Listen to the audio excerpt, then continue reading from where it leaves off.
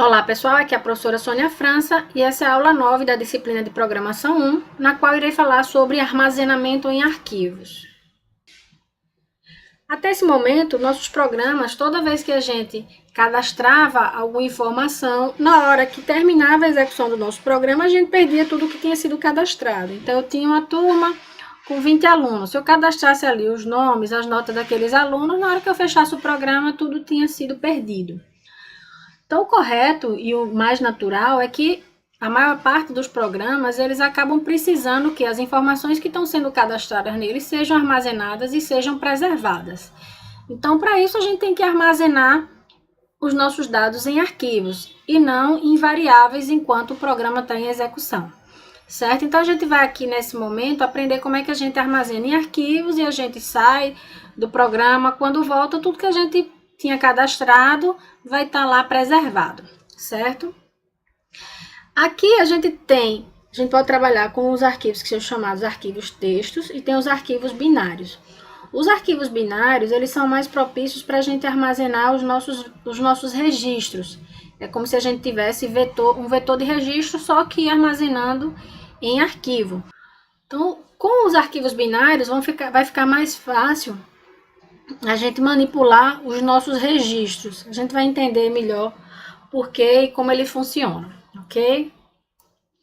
Primeiramente, vamos ver os comandos para manipulação de arquivos. Então, primeiramente, a gente tem a declaração de um arquivo, a gente tem a declaração das variáveis, a gente também vai ter aqui a declaração de um arquivo.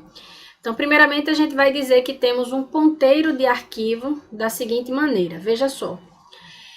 Agora, a gente vai trabalhar com um tipo de variável que a gente nunca trabalhou, que são as variáveis do tipo ponteiro. Na verdade, essas variáveis, ao invés a informação que essa variável armazena é um endereço de memória. Então, ela vai saber em qual endereço de memória está armazenado o meu arquivo, certo? Então, quando a gente diz eu tenho um ponteiro para arquivo, significa que eu tenho uma variável que sabe o endereço de memória do meu arquivo. Quando a gente precisa declarar um ponteiro para um arquivo, sempre que a variável é um ponteiro, ela tem um asteriscozinho na frente, certo? Então, eu estou dizendo que eu tenho um ponteiro que eu estou chamando ele de P, que ele guarda endereços de arquivo. Então, na frente, quando a gente tem asterisco, o nome de uma variável, significa que ela é um ponteiro. E a variável, o tipo de variável que vem aqui na frente é o endereço de memória que esse meu ponteiro armazena. Então, esse meu ponteiro P armazena endereço de memória de um arquivo, que é um file, certo? Então, a gente vai passar, P vai ser o ponteiro que vai armazenar o endereço do meu arquivo. O ponteiro, ele tem uma ideia de que está apontando, como se ele estivesse indicando, certo? Então, esse nome lembra pra gente como se fosse uma indicação, uma seta, como se fosse uma placa indicando onde é que está aquele endereço de memória, certo? Fazendo mais uma coisa, mais uma analogia. Então, o ponteiro vai guardar o endereço de memória que eu já tinha dito, certo? Então, primeiramente, a gente vai ter que ter uma variável que armazena o endereço do arquivo. Quais são as variáveis que armazenam o endereço? São os ponteiros. Então, eu declaro um ponteiro para um arquivo, que é essa primeira parte aqui, que seria o endereço do meu arquivo.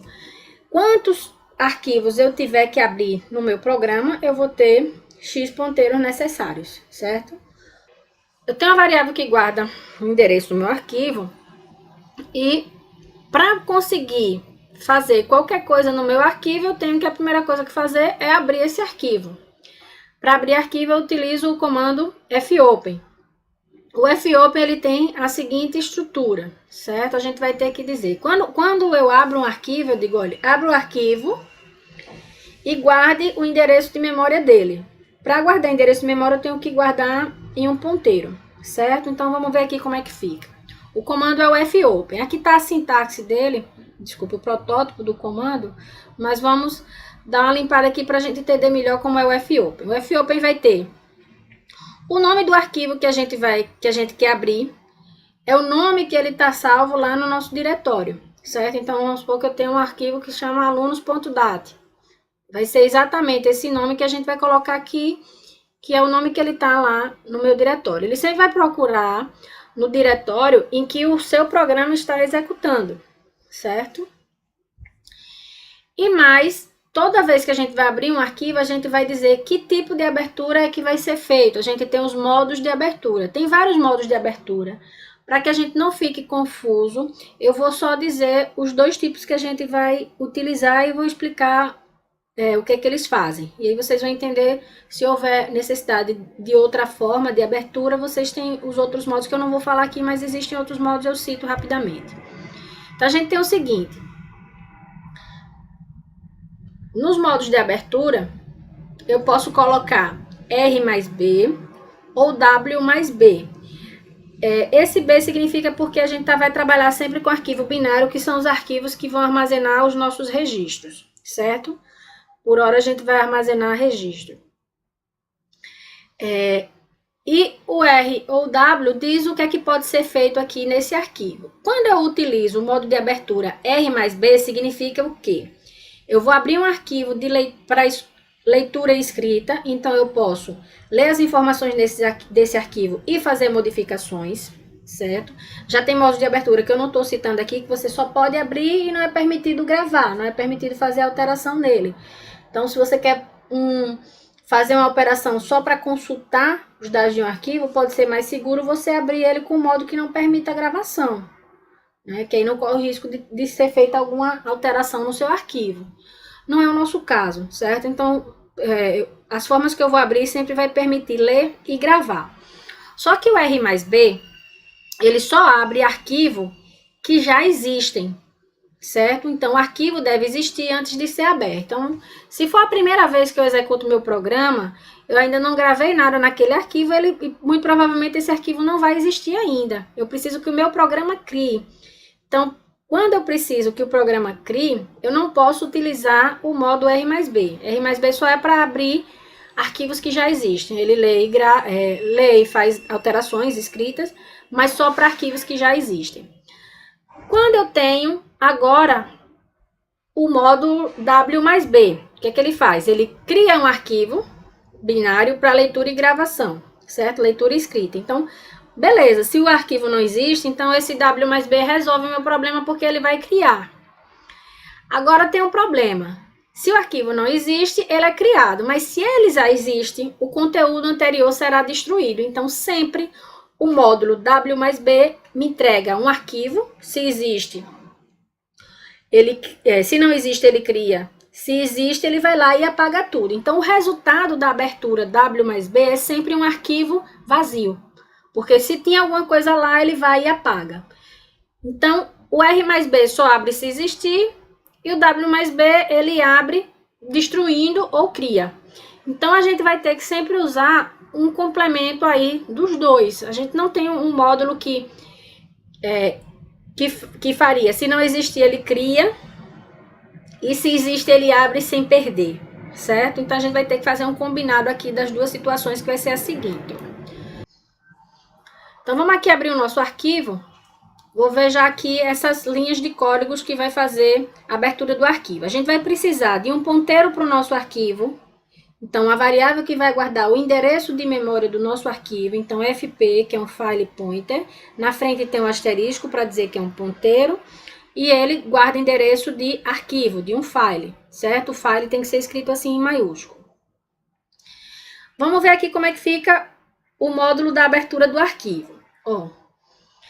A gente primeiro vai tentar abrir o nosso arquivo com o modo R mais B, que é o modo que só abre arquivos que já existem. Então, a gente testa aqui, vai fazer primeiro. A função fopen, ela recebe de parâmetros o nome do arquivo que vai ser aberto e o modo que esse arquivo vai ser aberto. Então, eu estou dizendo, abra o arquivo aluno.dat com o modo R mais B. R mais B significa que ele pode ler e escrever no arquivo, mas esse arquivo já precisa existir. Se esse arquivo não existe, então o comando fopen vai dar errado. O fopen, ele retorna, sempre que a função é chamada, ela retorna um endereço de memória. Se retorna um endereço de memória válido, então significa que o arquivo existia, ele guarda o endereço do arquivo no meu ponteiro fp. Quando a função fopen é chamada e ela dá erro, o arquivo não existia, ela retorna o que a gente chama de null. Null seria o valor zero para variáveis do tipo ponteiro. Então, quando a gente tem uma variável do tipo inteiro, a gente não quer que ela armazene nada, vai e atribui zero, né? Então, a gente inicializa com zero, significa que ali não tem valor nenhum. Para a gente, seria como se fosse o nulo dos números inteiros. No caso de um ponteiro, a gente não pode atribuir zero para ele, porque zero pode ser um endereço de memória.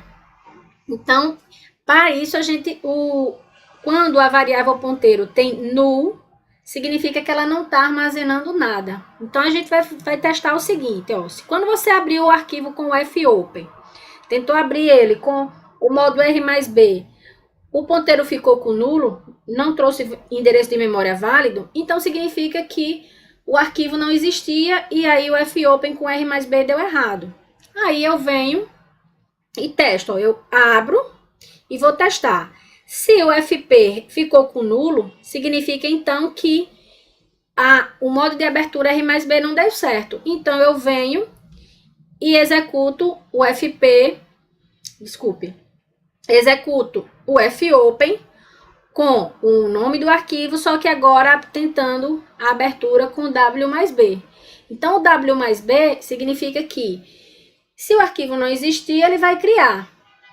E se por acaso já existir, ele vai abrir apagando. Só que se o arquivo já existia, ele foi aberto aqui nessa primeira chamada do fopen, não entrou aqui. Então, ou ele vai abrir um arquivo que já existe, preservando, ou o arquivo não existir, ele vem e abre com o W mais B, vai criar esse arquivo, certo? Então, não vai correr o risco da gente apagar, porque ele só vai executar o fopen com o módulo W mais B, caso, quando ele tentou abrir o arquivo não existia. Certo? Então, a gente sempre vai ter que estar guardando o endereço do arquivo e testando se é nulo ou se não é nulo. Se for nulo é porque deu errado o fopen na hora da tentativa da abertura, então tem que tentar abrir criando o arquivo. Se não, deu certo e aí eu sigo, ok? A gente tem que acostumar porque a questão dos ponteiros é novo, né? E essa questão também dos arquivos. Aí daqui a pouco a gente vai começando a entender melhor o conteúdo. Então, a condição vai testar que quando eu vou perguntar se o ponteiro está com nulo, significa que a condição vai testar se o arquivo foi aberto com sucesso, porque no caso de um erro, a função fopen vai retornar um ponteiro nulo, que seria nulo, certo? Um endereço de memória nulo. Eu tentei abrir, não consegui, então veio o endereço de memória nulo. Uma vez que o arquivo está aberto, a gente vai poder ler e gravar nele utilizando as funções que fazem a leitura e gravação. Então, até então, a gente só teve a declaração de uma variável que armazena o endereço do meu arquivo, que é um ponteiro para o meu arquivo, e a abertura do meu arquivo, quando ele existia, ele deixava o arquivo preservado com as informações que tinham lá, e quando ele não existia, o fopen utilizou um modo que fazia a criação desse arquivo, certo? Então, primeiro passo é ter um arquivo aberto para poder fazer a sua manipulação. Vamos ver agora como é que a gente faz o fechamento de um arquivo. Assim que a gente termina de usar esse arquivo, não vai mais fazer nenhuma alteração, não vai fazer consulta, é importante que a gente faça o fechamento dele. Então, a gente faz utilizando o comando fclose. O fclose só precisa passar o endereço de memória do arquivo que a gente quer fechar. Então, a gente só passa o ponteiro. Então, aqui eu tenho o comando fclose, eu digo fclose e o ponteiro fp passando como parâmetro. Então, ele vai fechar o arquivo que está no endereço de memória fp, certo? A gente tem que ter cuidado porque, assim, a gente não, na manipulação aqui na programação, a gente não utiliza o nome do arquivo, como a gente normalmente vai utilizar quando a gente vai abrir um arquivo. Então, a gente vai no nosso diretório e lembra o nome do arquivo que a gente salvou. A gente não vai utilizar o nome dele, só usa o nome dele na hora que vai abrir, lá no fopen, dizendo qual arquivo que vai ser aberto. Que aí também, se ele não existe, é com aquele nome que ele vai criar. O restante do tempo, a gente sempre vai utilizar o endereço de memória dele. E o endereço vai estar em um ponteiro, certo? Então, o ponteiro fp vai passar, que é passado na função fclose, determina o arquivo que vai ser fechado. A função retorna 0 no caso de ter dado certo, né? Então, você pode também chegar e chamar um fclose para um arquivo que passando o endereço de memória incorreto, né? Então, aí ele daria o erro, né? Mas no normal, a gente já vai ter sempre o arquivo que a gente já está manipulando certinho no nosso programa. Outra função que a gente tem, tá? A gente viu a abertura do arquivo, fechamento. Agora a gente tem uma função que chama fim de arquivo, que é o FOF, que seria o End of File, o EOF. As funções de arquivo sempre começam com F, certo? Fopen, Fclose, FOF. Então a gente tem aqui essa função, ela vai me indicar o fim de um arquivo. Então, muitas vezes, a gente vai precisar saber se a gente está no final do arquivo. Então, para isso, a gente vai sempre utilizar essa função. Então, ela vai retornar um valor diferente de 0 se chegar no final do arquivo. Caso contrário, ela vai retornar 0. Então, o seu protótipo vai ser o seguinte, ó. O FOF, eu passo como parâmetro o endereço do arquivo que eu estou querendo testar se chegou ao fim, e ela vai retornar vai retornar para mim um valor inteiro, certo? Como a gente já explicou aqui, valor diferente de 0 quando chega no final. Então, eu digo o seguinte, olha, quando eu vou botar no meu programa, normalmente a gente vai botar esse FOF numa repetição, que eu vou dizer assim, ó, enquanto não for o final do arquivo, enquanto não FOF, e o nome do ponteiro, o FP, então significa que não chegou no final do meu arquivo, então eu quero que você fique repetindo essa função, repetindo essa sequência de comandos, certo? Então, no vetor de registro, a gente fica testando se já chegou na quantidade máxima de elementos que meu vetor tinha armazenado, né? Então, a gente botava um for e ia ficar repetindo por quantos elementos eu tinha no vetor.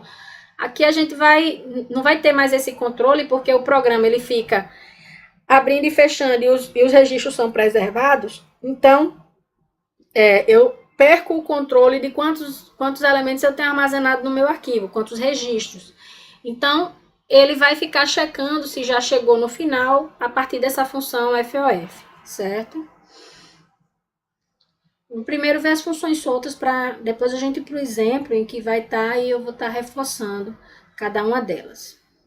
Então, aqui na hora que a gente for gravar e ler informação no arquivo, vamos fazer uma analogia aqui com essas máquinas de pegar os brinquedos em que eu tenho uma garra, que eu posiciono a garra no ponto em que eu quero pegar o brinquedo, a garra desce e traz o brinquedo por completo, certo? Então, essa é a analogia que eu vou fazer aqui com a leitura e gravação nos arquivos binários. Então, eu vou ter que posicionar o leitor no registro que eu quero ler, busco o bloco completo ou vou lá e gravo um registro completo, certo?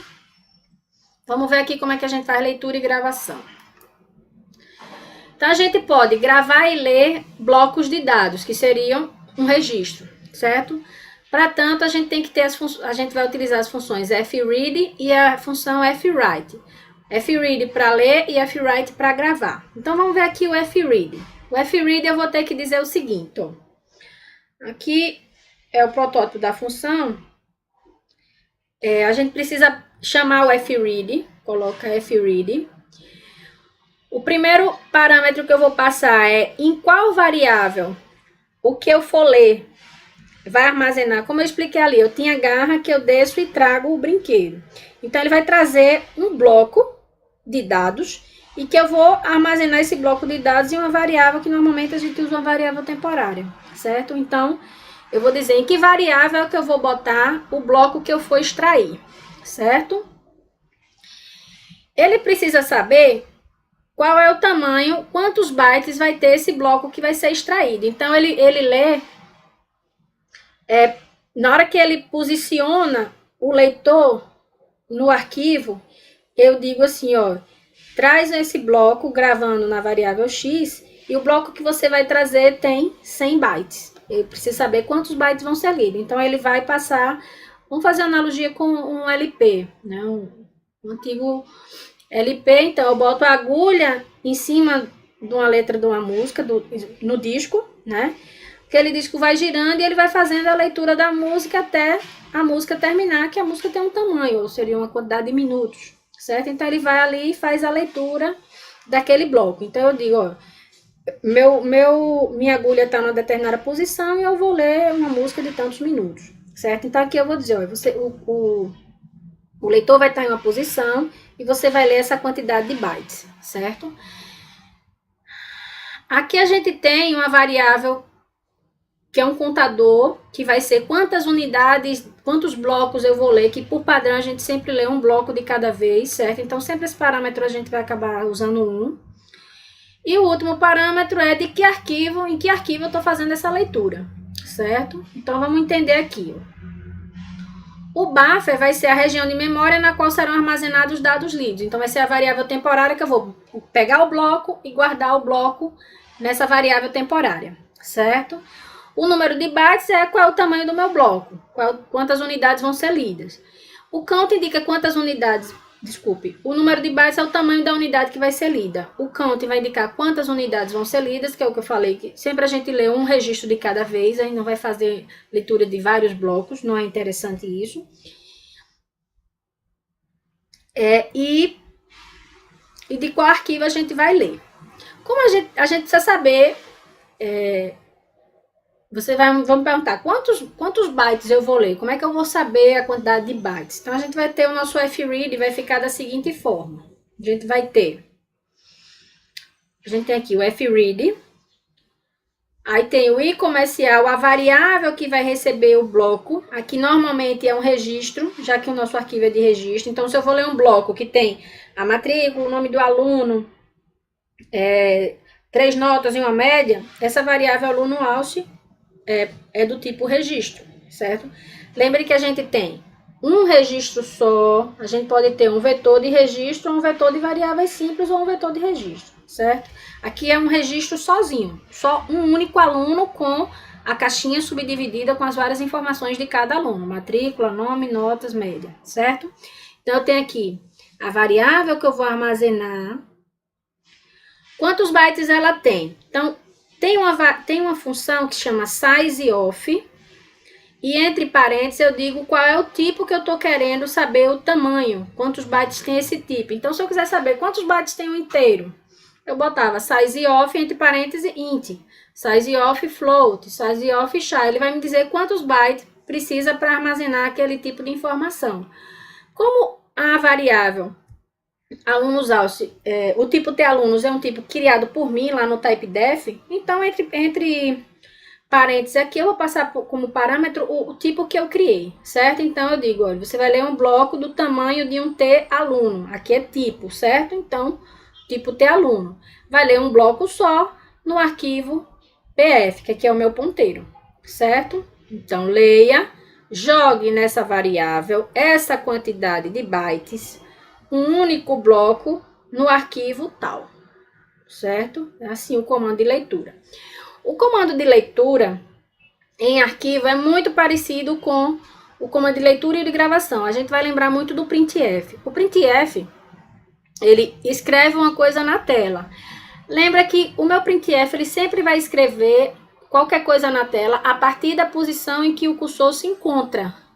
Então, aqui, na hora que a gente vai ler ou gravar uma informação no arquivo, a leitura ou a gravação vai ser feita a partir da posição em que o leitor se encontra. Então, eu tenho que ter um grande controle de onde o leitor do meu arquivo vai se encontrar. Na hora que eu abro, ele sempre vai estar em cima do primeiro registro, na primeira posição do meu arquivo.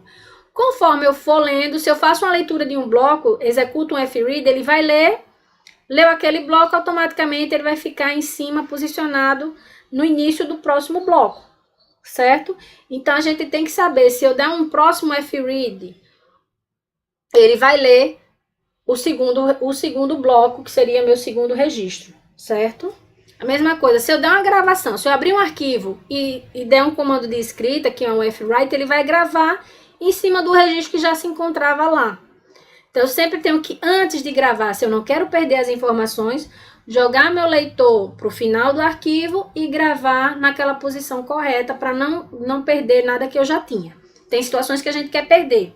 Quando a gente vai fazer remoção ou quando a gente vai fazer alguma alteração, a gente posiciona naquele registro e grava por cima, certo? Então, aí tem as situações que a gente pode gravar por cima, mas são situações específicas. No caso do fwrite, que é o de gravar, a gente vai ter o seguinte, é bem parecido, mesma coisa que o fread, né? Então, a gente vai ter, vou já passar aqui direto para o comando, vai botar o fwrite, o nome da variável que vai ser gravada. Então, a gente primeiro preenche o bloco na variável temporária, que eu estou chamando aqui aluno alce. O bloquinho está pronto, então eu vou lá e gravo o bloco no meu arquivo, certo? Então, eu digo, ó, esse bloco que eu vou gravar, ele tem esse tamanho, vou gravar ele uma única vez no arquivo apontado pelo ponteiro PF, certo? Então, os parâmetros são iguais do fread e o fride. Um vai puxar e jogar para a variável alxaluno, o outro vai pegar o que está na variável alxaluno e vai gravar no meu arquivo, certo? Lembrando que a gravação e a leitura sempre vai ser a partir do ponto em que o leitor do arquivo se encontra. Então, para isso, a gente precisa ter esse controle de onde ele se encontra, e a gente vai ter esse controle com o comando fseek, que é um comando de posicionamento. Então, para a gente fazer as buscas e acessos randômicos em arquivos, a gente vai utilizar a função fseek. Essa move a posição corrente da leitura ou da escrita no arquivo de um valor especificado, a partir de um ponto também especificado. Então, vamos lá. A gente vai dizer, ó, posicione o leitor nesse determinado arquivo. A gente vai passar... Quais são os parâmetros do fseek? O arquivo em que eu estou querendo fazer o posicionamento do leitor. Aqui, quantos bytes o meu leitor vai se deslocar, certo? E esse deslocamento vai ser a partir de que ponto? A gente vai ver aqui essa questão da origem, tá? Então, veja aqui um exemplo. Eu tenho, abri o meu arquivo, o meu leitor está aqui no início do primeiro registro. A partir do momento que eu dou uma leitura, o meu leitor passa pelaquele bloco e vai ler todo esse bloco, e já vou ter aqui numa variável auxiliar uma duplicata do meu bloco, certo? Então, eu extraí, fiz a leitura e extraio para uma variável à parte, que seria o meu aluno auxiliar, certo? Automaticamente, o leitor já está posicionado aqui em cima do segundo registro, do meu arquivo. Então, se eu der um fread aqui, ele vai ler agora esse novo registro e vai de novo se deslocar, se posicionando para o terceiro, certo? Agora, vamos ver aqui. Eu fiz uma leitura e meu leitor ficou posicionado aqui. Vamos supor que eu queira agora ou que ele vá para o final do arquivo, ou que ele volte para o início, ou que ele vá para alguma posição específica. Então, eu tenho que usar o fseek, certo? Então, o fseek vai fazer com que a gente posicione esse leitor onde a gente quiser. Então, vamos ver aqui um dos parâmetros do fseek, que é a partir de que ponto o deslocamento do leitor vai ser feito. Ó. A gente tem seek7, que seria a partir do início do arquivo. Então, ele desloca o leitor para o início do arquivo e diz quantos bytes meu leitor vai se deslocar. Ele pode faça um deslocamento a partir da posição em que o leitor se encontra. Então, a partir do ponto que ele se encontra, do ponto corrente, desloque uma quantidade de bytes, ou faça o deslocamento a partir do final do arquivo. Ou ele joga o leitor para o início, ou ele joga o leitor para o início do arquivo, para o final do arquivo, ou ele fica no ponto em que se encontra e faz o deslocamento. Então, vai para o início e desloca quantos bytes eu quero, vai para o fim e desloca quantos bytes eu quero, ou fica onde está e desloca quantos bytes eu quero. Normalmente, a gente vai ter o seek7, que vai pedir para ele lá para o início do arquivo, quando a gente quer fazer uma varredura no nosso arquivo e começar a passar o leitor de registro em registro. Então, quando a gente quer gravar, normalmente a gente joga o leitor para o fim do arquivo, exatamente para ir para uma posição que não tem ninguém gravado. E aí a gente pode gravar o registro sem sobrepor nenhum elemento que já existia no nosso arquivo, certo? Então, aqui a gente tem o fseek, você vai posicionar no meu arquivo apontado pelo ponteiro PF, ele diz aqui quantos bytes vai ser deslocado e digo, ó, desloque a partir da origem, certo? Se a gente quisesse posicionar no fim, a gente podia dizer, ó, o arquivo apontado pelo PF, a gente pode dizer aqui, ó, desloque 0 bytes a partir do seek end. Então, eu digo, ó, posicione no fim e não desloque não se mexa. Vai para o final e não se mexa. Então, ele já fica posicionado no fim e a gente grava, certo? Se for para o início, a gente pode dizer, ó, SIC 7, e aqui eu coloco 0, que seria o tamanho do deslocamento. Vai para o início e não desloque nada. Então, significa que ele vai ficar exatamente na primeira posição, no primeiro registro do meu arquivo, certo? Outra função que é mais simples, que é mais rápido, que vai para o início do arquivo, se a gente não quiser usar aquele FC, que a gente pode dar o rewind, que ele automaticamente posiciona no início do arquivo, certo? Então, é só dar um rewind e o ponteiro do arquivo que a gente está manipulando.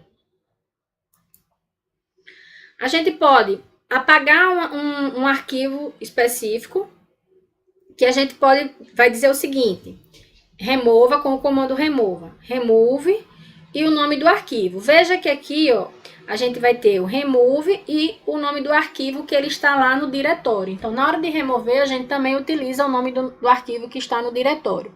Só que para a gente remover, antes de remover, a gente tem que fechar.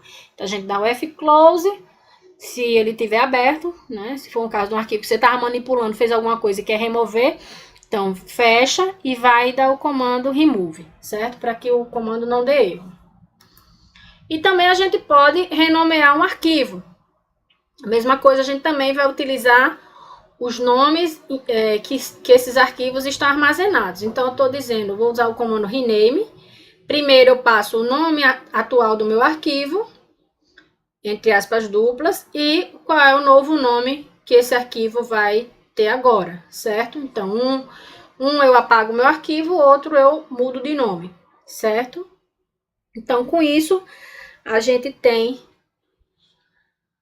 os comandos principais para manipular arquivo. Então, veja, a gente teve esses comandos, né? A gente viu cada um de forma solta. Eu vou fazer uma questão comentada, que aí vai explicar e a gente vai casar melhor todos esses comandos que a gente viu até então. E aí, qualquer dúvida, vocês podem me escrever, passar e-mail ou postar dúvida no fórum. Até mais!